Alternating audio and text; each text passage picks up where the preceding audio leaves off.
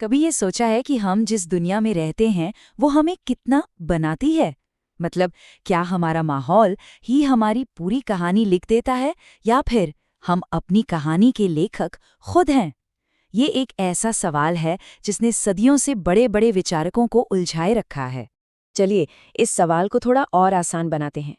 क्या ऐसा हो सकता है कि किसी जगह का मौसम, वहाँ के पहाड़, वहाँ की नदियाँ ये तय कर दें कि वहाँ रहने वाले लोग कितने कामयाब होंगे या उनका कल्चर कैसा होगा? यही वो बड़ा सवाल है जिसके इर्द गिर्द हमारी आज की पूरी बातचीत घूमने वाली है। तो देखिए, ये जो बहस है ना, ये कोई आज की नहीं है। ये तो ज्योग्राफी की दुनिया में दो बड़ी सोच के बीच एक तरह की जंग जैसी है। एक तरफ है पर्यावरणीय नियतिवाद, जो कहता है कि भाई पर्यावरण ही सब कुछ है, वही बॉस है। और दूसरी तरफ है संभववाद, जो कहता है कि नहीं, असली ताकत तो इंसान के हाथ में है। आइए इन दोनों को एक एक करके समझते हैं। अच्छा, तो सबसे पहले उस आइडिया की बात करते हैं जो मानता है कि बॉस तो प्रकृति ही है, कि सारे पत्ते उसी के हाथ में हैं और वही हमारे भाग्य का फैसला करती है। तो ये जो पर्यावरणीय नियतिवाद है, इसका मतलब बहुत सीधा सा है। ये कहता है कि हमारा आसपास का माहौल, जैसे कि मौसम, जमीन, पहाड़, नदियाँ, बस यही तय करता है कि किसी समाज का कल्चर कैसा होगा, लोग कैसे बनेंगे। मतलब इस सोच के हिसाब से तो इंसान बस एक कठपुतली है और डोर है पर्यावरण के हाथ में। और हाँ, ऐसा बिल्कुल नहीं है कि ये कोई नई नवेली बात हो। अरे इसकी जड़ें तो बहुत बहुत पुरानी हैं। सोचिए, पुराने ग्रीस के महान फिलोसोफर अरस्तू से लेकर 18वीं सदी के मॉन्टेस्क्यू और फिर मॉडर्न ज्योग्राफी के बड़े नाम फ्रेडरिक रेटसिल तक, इन सब ने कहीं ना कहीं यही माना कि पर्यावरण ही हमारे भाग्य का फैसला करता है। जैसे अरस्तू का ही एग्जाम्पल लेते हैं। उनका क्या मानना था कि जो ठंडी जगहों पर रहते हैं वो लोग बहादुर तो होते हैं पर दिमाग ज्यादा नहीं चलाते, और जो एशिया में रहते हैं वो इंटेलिजेंट तो हैं पर उनमें हिम्मत नहीं होती। और मजे की बात यह है कि उन्हें लगता था कि सिर्फ ग्रीक लोग ही एकदम परफेक्ट हैं। तो इससे पता चलता है कि कैसे सदियों पहले से ही भूगोल को सीधे सीधे इंसान के कैरेक्टर से जोड़ा जा रहा था। चलिए अब सिक्के का दूसरा पहलू देखते हैं। वो आइडिया जो कहता है कि नहीं, असली हीरो तो इंसान है, उसकी चॉइस है, उसका दिमाग है।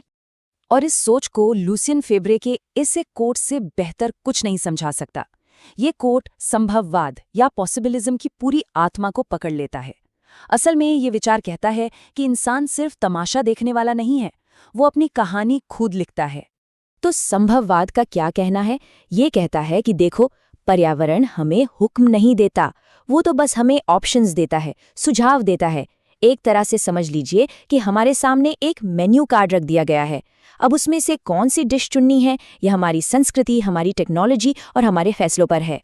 तो इसका प्रोसेस कैसा है? स्टेप 1, नेचर ने हमें कुछ संभावनाएं दी। स्टेप 2, इंसानों ने अपनी समझ और कल्चर के हिसाब से उन संभावनाओं में से कुछ चुना। और स्टेप 3, इन्हीं चॉइसेस से हमारी अलग अलग जीवन शैलियाँ, या जिसे जॉन डे वी कहते हैं, वो बनती हैं। मतलब सारा का सारा फोकस इंसान के फैसलों पर आ गया। और इस सोच को आगे बढ़ाने वालों में बड़े बड़े नाम शामिल थे, जैसे पॉल विडाल डी लाब्लाश, जिन्हें फ्रेंच स्कूल ऑफ ज्योग्राफी का फाउंडर भी मानते हैं। उनके साथ साथ लूसियन फेब्रे और एल्फ्रेड हेटनर जैसे थिंकर्स ने इस आइडिया को और भी मजबूती दी। तो अब सवाल ये उठता है कि भाई सही कौन है, नियतिवाद या संभववाद? सच तो ये है कि असल जवाब शायद इन दोनों के बीच में कहीं है। ये कोई ब्लैक एंड व्हाइट सिचुएशन नहीं है। देखिए, नियतिवाद की आलोचना क्यों होती है? क्योंकि ये चीज़ों को बहुत ज़्यादा सिंपल बना देता है। ये इंसान के दिमाग, उसकी क्रिएटिविटी, उसकी संस्कृति की ताकत को पूरी तरह इग्नोर कर देता है।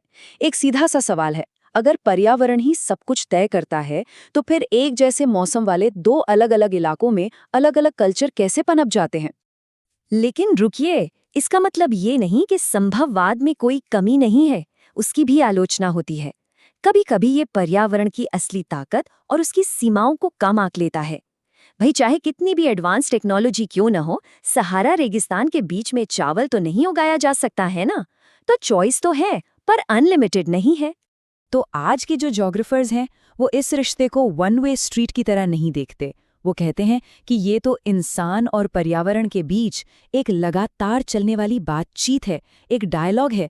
पर्यावरण हम पर असर डालता है और हम भी पलटकर पर्यावरण पर असर डालते हैं। ये एक टू वे प्रोसेस है। और इस बैलेंस को ये एक लाइन बहुत खूबसूरती से बयां करती है कि प्रकृति एक सलाहकार से ज्यादा कुछ नहीं है। वो हमें सलाह देती है, रास्ते दिखाती है, लेकिन आखिरी फैसला हमारा होता है। हाँ, उन दायरों के अंदर जो प्रकृति ने तय किए हैं। तो अब सोचने वाली बात यह है कि भाई ये जो इतनी पुरानी बहस है, ये आज हमारे लिए क्यों ज़रूरी है? सच तो ये है कि ये आज पहले से कई ज़्यादा रेलेवेंट हो चुकी है। ये इसलिए ज़रूरी है क्योंकि आज इंसान सिर्फ नेचर के दिए ऑप्शन में से चुन नहीं रहा है। आज तो वो खुद एक ऐसी भौगोलिक शक्ति, एक ज्योग्राफिकल एजेंट बन गया है जो धरती का नक्शा बदल सकता है। इंडस्ट्रियल रेवोल्यूशन हो, एग्रीकल्चर में आए बदलाव हो या टेक्नोलॉजिकल रेवोल्यूशन, हमने नदियों के रास्ते मोड़ दिए, पहाड़ों को काट दिया और यहाँ तक कि अपने प्लैनेट का क्लाइमेट तक बदल डाला है। तो हम इस चर्चा को एक बहुत बड़े सवाल पर आकर छोड़ते हैं।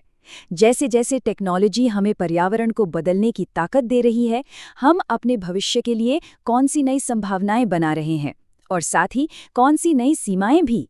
हम सिर्फ प्रकृति के दिए ऑप्शन नहीं चुन रहे हैं, हम खुद नए ऑप्शन और नई लिमिट्स बना रहे हैं, और ये हमारे कंधों पर एक बहुत बड़ी जिम्मेदारी डालता है। हम अपने इस प्लैनेट के भविष्य को कैसा बनाना चाहते हैं? इस सवाल का जवाब किसी पुरानी थ्योरी में नहीं है। इसका जवाब हमारे आज के और आने वाले कल के फैसलों में है।